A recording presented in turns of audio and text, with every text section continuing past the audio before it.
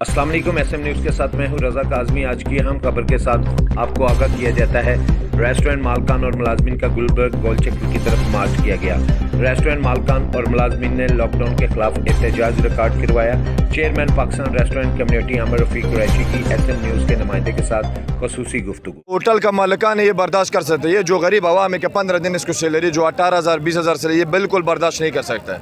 पहले जो हमने 1 साल कोरोना में जितना नुकसान किया होटल मालिकान ने अभी तक वो पूरा नहीं हुआ। अभी दोबारा लॉकडाउन होगा। पहला वो उस गवर्नमेंट का हमारे साथ वादा किया था कि ओपन एयर कभी भी बंद नहीं होगा, अभी ओपन एयर भी बंद कर दिया।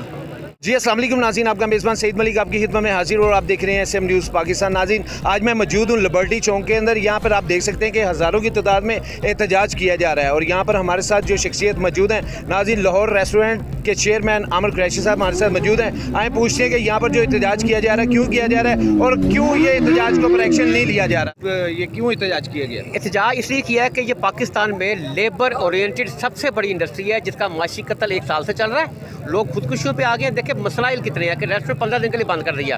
एक इनके फैसले से कितना नुकसान है कि रेस्टोरेंट का मालिक परेशान है कि जी मैं इनका ये 15 दिन का जब बंद होएगा तो उनको तनख्वाही कहाँ से दूंगा, मैं किराया कैसे दूंगा, खर्चे कैसे करूँगा। जो मुलाजमीन है वो उनमें डर बैठ गया कि 15 दिन का जब ये रेस्टोरेंट बंद हो गया तो मालिक हमें तनख्वाह नहीं देगा।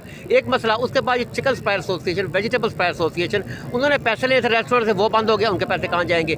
फिर रेस्टोरेंट पाकिस्तान में 80% रेस्टोरेंट जो है वो किराए की जगहों के ऊपर है। वो मालिक मकान जिसने किराए पर दिया रेस्टोरेंट वो परेशान कि मुझे किराया कहाँ से मिलेगा। जो रेस्टोरेंट है वो परेशान कि किराया कहाँ से देंगे। तो सोचने की बात है कि एक इनके नाकिस फैसले से कितनी ज़्यादा मसाइल बढ़ गए हैं। आमिर कुरैशी साहब, ये भी बताइएगा कि कैसे मुल्क पाकिस्तान में बेहतरी आएगी? देखिए जी, बेहतरी ये है, गुड गवर्नेंस नाम की एक चीज़ होती है, वो पाकिस्तान गवर्नमेंट के पास नहीं है। जो चीज़ें कंट्रोल नहीं होती बंद कर देते हैं।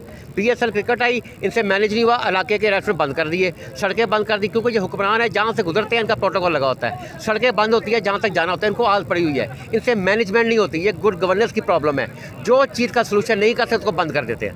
जैसे आपने अभी बोला है कि यहाँ पर जो है वो कोरोना आ जाता है और जो ऐवान में बैठे हुए लोग हैं हज़ारों की तादाद में, वहाँ कोरोना नहीं आता, तो इसके वाले से हम बड़ी जल्दी कल प्रेस कॉन्फ्रेंस करेंगे, परसों हम माल रोड पे एहतजाज करेंगे, फिर हम इस्लामाबाद का रुख करेंगे। सिर्फ ये देखने जाएंगे जिस कोरोना के डर से इन्होंने रेस्टोरेंट इंडस्ट्री बंद की है, वो कोरोना जो है वो प्राइम मिनिस्टर हाउस में नहीं आता, वो इनके सरकारी वाहनों में नहीं आता।